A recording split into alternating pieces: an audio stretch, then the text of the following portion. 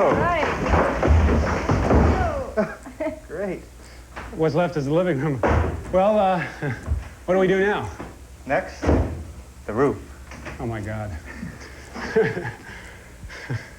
I'm proud of you, Jennifer. You've done a terrific job. Well, we missed you, Bob. You would have loved it. I just have one question for you, Bob, and that is the last thing Norm said was the only thing left is the roof. What does he mean? He means you've got to tear that part of the roof off. And the only way you're going to do it is from the outside. What we have to do is build a stage now so that we can work out there. All right. I think ladders are in order. Come on, I'll take you to ladder headquarters of the Western world. Okay. Jennifer, why don't you finish the heavy work? We'll be right back. Thanks. This is the biggest place for ladders and staging anywhere in New England. And as you can see, most of the industry has gone to aluminum in the last few years. Almost every size you could imagine, but they still manufacture wooden ladders. Am I going to have to buy most of these ladders? They're pretty expensive, these big ones.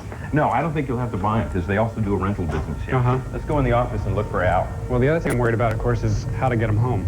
Well, you can always put them on top of the car and tie them down. Hi. Is Al here, please? Oh, sure. Who's calling for him? Bob Vila. Okay, Bob, one moment. The thing about strapping them on the car is that since they're, they shorten up, you can usually get one, put a red flag on the back of it and not have to worry ski too much. rack. Yeah, it depends on the car. Hi, how have you been, Al? Good, nice to see you. This is my friend Rob. Hi, Rob, nice to meet you. We're involved in a little project at his place. It's a cape, and we're kind of putting a big shed dormer on the back of it. Yeah. And it's 20 feet up in the air, so we've got to rig something up. Okay, do you own any equipment at all now to do it with? I have a step ladder. That's all. Okay, well, everyone's got to buy an aluminum extension ladder to start off with. So let's show you that, and we'll see what we can do to help you out. We're thinking more about rentals, though, okay? You're thinking about rentals. Okay, well, you could, to start off with, rent a couple of good aluminum industrial ladders and put some kind of device on it to hang a plank off of, which we'll show you. These are awfully short, Al. Yeah, these are 4-foot showroom samples so that we can show everybody in a nice small area what the ladder looks like. Yeah. What makes this a good ladder, first of all, is that it's rated for 250 pounds, which means it's been tested to 1,000. It comes complete with the plastic end caps, the shoes at the bottom, the rope, and a good heavy-duty lock. Now, the lock works very easily, which many older ladders, Bob, as you know, people were afraid of them because the lock didn't work as great as these. What makes this better than like a lightweight household grade ladder, a ladder rated at 200 pounds, is pretty much the material in the side rail, the amount of space you have to stand on. Yeah, this is a lightweight. That's a household grade, lightweight, rated It's a at real 200 thin pounds. extrusion, yeah. Great if Rob's going up and going to clean the gutters twice a year, and that's all. You're going to get involved with some kind of scaffolding, which is what we're talking about. You'd use a couple of industrial ladders like this, and what you would do is you would take two of them, because you want to span an area probably about 12 feet, and you'd put a device called a ladder jack on it. Now, this is a steel ladder jack. They've been around a long time. They're rather awkward and clumsy, and they go on the ladder like this. Not the greatest thing when you're working at 20 feet because it has a tendency to pinch your fingers. I can't really say that it'll solve a particular problem, but it's one way because if you can rent the ladders, you can buy ladder jacks relatively inexpensive. You just stand on here? No, what you do is you stand on a plank which goes there. I see. You use one or two planks like this.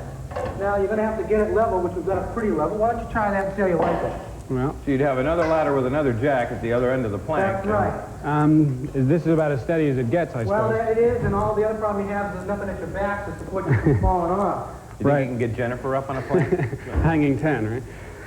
What's another option? Well, another option would be, if you want to make it a little more secure, would be to go to a device like this. This is an aluminum version, a little easy to use. I know I've used them myself, and I like them because you can just hook it onto the... Now, you're going to have to get it level, which we've got a pretty level. Why don't you try that and see how you like it? Well, So you'd have another ladder with another jack at the other end of the plank. That's right. this is about as steady as it gets, I Well, suppose. it is, and all the other problem you have is there's nothing at your back to support you from falling off. You think you can get Jennifer up on a plank? Hanging 10, right? What's another option? Well, another option would be, if you want to make it a little more secure, would be to go to a device like this. This is an aluminum version, a little easy to use. I know I've used them myself, and I like them because you can just hook it onto the rung. Now, this will go on the front or the back. It's much easier to adjust, but once again, you've got the problem of only the 2x10 planks up here, I see. which, as you see, were a little shaky, and no back rail. Once again, you'd use two of these. You'd put one on the right, one on the left. You'd also have to climb up over it. Yeah. The next option would be to go to a ladder like this is a trussel or an A-frame ladder. I don't think that would work at all. We've got some real uneven ground underneath the work area. Okay, well, this wouldn't because you need a fairly level area for this underneath it. And once again, you can only put the one plank on it. If you've got an uneven terrain situation, you would probably go into a device like this here. This is called a pump jack. Now, the part of this that is the pump jack is only from here to here. The blue steel. The blue steel device. section. It is made up of a number of different components. The jack itself climbs on a wooden pole, which is made from 2x4s that are nailed together. Now, they're special 2x4s. They're vertical grain Douglas fir. They should be kiln dried. As you know, if you use spruce poles, they're too soft in this application. Or if you use pressure-treated lumber, they were not designed to be used in this application. Now, to make this system work, first you put a brace at the bottom of the pole, nailed into the wall, and a brace at the top of the pole. So now, what you have to be careful of the bracing is when you nail into the house. Is this an older house or a newer house? It's about 50 years old. Okay, well, in an older house, you don't have to worry about them being any foam board insulation underneath the clapboard, so you could just nail them in, and that would hold the poles up. Now, at 20 feet, a jack in the middle, a brace at the bottom, a brace at the top, and a device like this. This is a guardrail holder. This is the first time you're going to see one of these. On the other devices, there really weren't any way to put a back support here. If you put this up in here, you'll see that you'd have a 2x4 at your back, so that you won't fall up. Want to get up and try it? Sure. Yeah, let's see how it works. Right. Now, what you want to do to go up is you put your foot in there, your toes in there, and you pump up. Pump up twice, Rob, and see what happens. Like that? Now, it's relatively easy. Yeah. When you get up all the way, you'd lock this in the up position. This bottom shackle is in the up position. And what keeps you from slipping down, especially as the poles wear out, is you want to lock this crank. You'll notice the crank is a spiral square, and the hole it goes into is a square hole. If you work it over so that the square of the crank goes through the square of the hole, and this shackle is up, you can jump on it a couple times. You'll see it. It's not going to go down on you. No. Now, to come down, you reverse it. You push the crank with your hammer back that way. Now, here's where the awkward part comes in. Okay. This is why you might not like this system. You've got to put a foot there, and you've got to crank down. Both at the same time. Okay. Somewhat awkward. And I got to do this 20 You've feet got to up. do this to go up and down the 20 feet. Well, now, once again... two of them. You'd have to have Jennifer at the other side, and you do it... I see. You've got to get coordinated. Now, this is good in that the only thing that sits on the ground is this 4x4 area. Right. You could put a little piece of wood under there, a mud block, Or a block, to prevent it from sinking down. Is this But about once the again, safest? Is it the safest? The other problem that I'm looking at, though, is that we've got to get up 20 feet with some patio doors, and shingles, and all sorts of materials and equipment up there. And two people working, I'm not sure that's going to be safe for a big enough area. Well, if you want to make this area wider and you want to take care of the rough terrain area, I would probably recommend steel scaffolding, tubular steel scaffolding, which we have some out in the yard if you'd like to go take a look at. Sure. We'll put some together. Yeah, that's what we call pipe staging in Pipe this part of the staging. country, yeah. You know, I can't believe how many ladders you guys sell.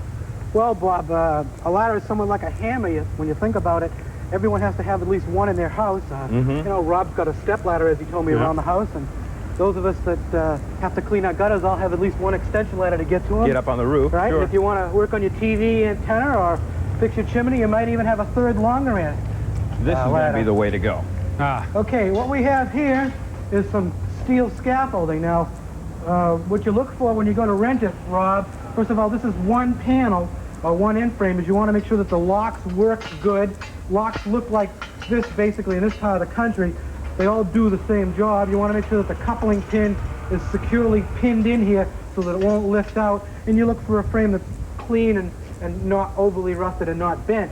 Now, if you want to grab that end there, we'll bring it over into place. What we're going to have to do first is put it in on top of these two screw jacks, these leveling devices. You don't level it till actually you put it together. Okay. Now, if you hold it there, what we can do is we can put one of the braces together. You grab the brace over there, and you always put the brace on the bottom first.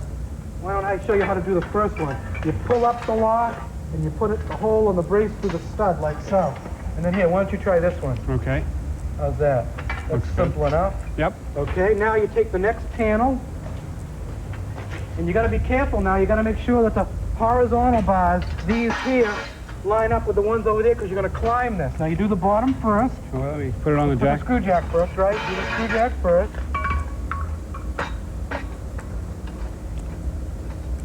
Watch your fingers. As in working with all this kind of equipment, you got to be very careful not to jam your fingers.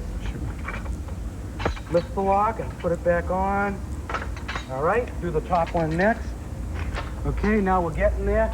Now you do this, getting there, but not quite. It wouldn't be safe if you used it like that, Bob.